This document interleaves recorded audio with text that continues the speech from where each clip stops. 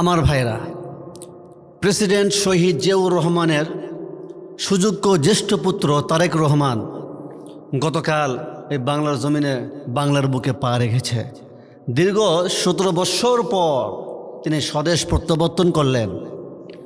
এই বিষয়টা যে কত কঠিন, কত কষ্টের, কত যন্ত্রণা যে নিজের দেশ ছেড়ে, নিজের মাতৃভূমি ছেড়ে অন্য দেশে অবস্থান করা, এটা তার চাইতে কষ্ট বেশি আর কেউ জানবে না। নিজের দেশ, নিজের মাতৃভূমি, স্বদেশ, আত্মীয় স্বজন, ভাই ব্রাদার, বাবা মাকে ছেড়ে অন্য দেশে অবস্থান করা, এটা যে কত কঠিন যার জীবনে হয়েছে সে একমাত্র জানে। আমার বিশ্বাস সে অবশ্যই তার অন্তরের মতো আমাদের দেশে যে মমতা, ভালোবাসা, মায়া, দেশপ্রেম,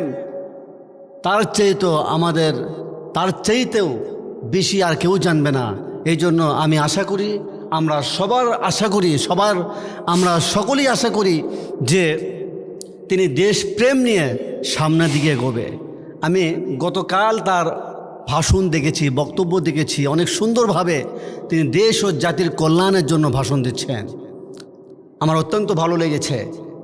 তবে আরেকটি বিষয়ে ভালো লেগেছে যে তিনি বলেছেন রাসূলের আদর্শ নিয়ে সে যদি ক্ষমতায় যায়, রাসূলের আদর্শ নিয়ে সে দেশ পরিচালনা করবে। সুবহানাল্লাহ। আল্লাহ তাআলা তার এ কথাকে কবুল করুন, বলুন আমিন।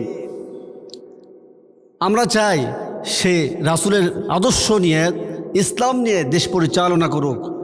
এইটার দিকে আমরা চোখ রাখবো, দেখি সামনে কি করে সে যদি ক্ষমতায় যায়, আমাদের রাসূলের আদর্শ নিয়ে সে দেশ পরিচালনা করে না ভারতের আদর্শ নিয়ে দেশ পরিচালনা করে, এটা আমাদের দেখতে হবে। যদি রাসূলের আদর্শ নিয়ে দেশ পরিচালনা করে তাহলে আমরা অবশ্যই মন থেকে দোয়া করব সে আরও সামনের দিকে এগিয়ে যাবে। কিন্তু ভারতের আদর্শ, ভারতের আধিপত্য বিস্তার যদি বাংলার জমিনে করতে দেয়, এটা অবশ্যই মুসলমানদের সাথে, জাতির সঙ্গে গাদ্দারি হবে। কথা বলুন ঠিক কি না? আমরা চাই সে কখনো যেন বা যাই আসুক, যে ক্ষমতার দলের লোকই আসুক না কেন, যে ক্ষমতায় আসুক না কেন, যারাই এই সরকার প্রতিষ্ঠিত করবে, অবশ্যই মাথায় রাখতে হবে কোনোভাবেই ভারতকে যেন, ভারতের আধিপত্য বিস্তার যেন বাংলার জমিনে না হয়। ভারতের দাসত্ব, গোলামি, জিনজির থেকে বেরিয়ে এসে বাংলার জমিনকে সুসজ্জিত করতে হবে ইসলাম দিয়ে। কথা বলো ঠিক কিনা? এই জন্য আমরা সবাই যেই আসবে তাদের জন্য দোয়া করব, তারা সবাই যেন এই ইসলামের জন্য কাজ করে, দিনের জন্য কাজ করে, এই দিনকে প্রতিষ্ঠার জন্য কাজ করে। এটাই আমাদের লক্ষ্য থাকবে, মুসলমানদের লক্ষ্য থাকবে। আমি তার ভাষণ দেখেছি, অত্যন্ত সুন্দরভাবে দেশ জাতির কল্যাণের জন্য তিনি অনেক সুন্দরভাবে ভাষণ দিয়েছেন।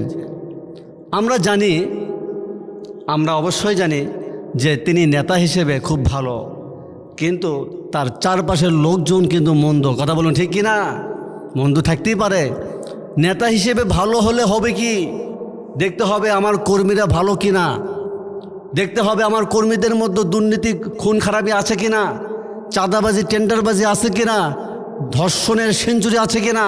এগুলো যদি থেকে থাকে তাহলে অবশ্যই তাকে মাথায় রাখতে হবে এই সমস্ত লোকদের দিয়ে দলের কোনো উপকার হবে না, এদেরকে চিরতরের জন্য বহিষ্কার করতে হবে। কথা বলো ঠিক কিনা? যদি এরা থাকে তাহলে আপনার সামনের দিকে এগোতে পারবেন না। এরা যদি এভাবে থাকে, দুর্নীতি করে, খুন খারাপি করে, ধর্ষণের সেঞ্চুরি করে, তাহলে মনে রাখবেন ফ্যাসিস্ট হাসিনার মতো আপনার অবস্থা তাই হবে। কথা বলুন ঠিক কিনা? এই জন্য আপনি ভালো, ঠিক আছে, আপনার আশেপাশে তারা ভালো কিনা এটা অবশ্যই মাথায় রাখতে হবে, মাথায় রেখে কাজ করতে হবে। সবাইকে আপনি লক্ষ্য করে এই কথাই বলে দেবেন, আমার দলে যেই হোক না কেন, আমার দলের লোকদের মধ্যে যদি কোনো খুন খারাপি পাওয়া যায়, দুর্নীতি পাওয়া যায়, তাকে অবশ্যই চিরতরের জন্য বহিষ্কার করতে হবে।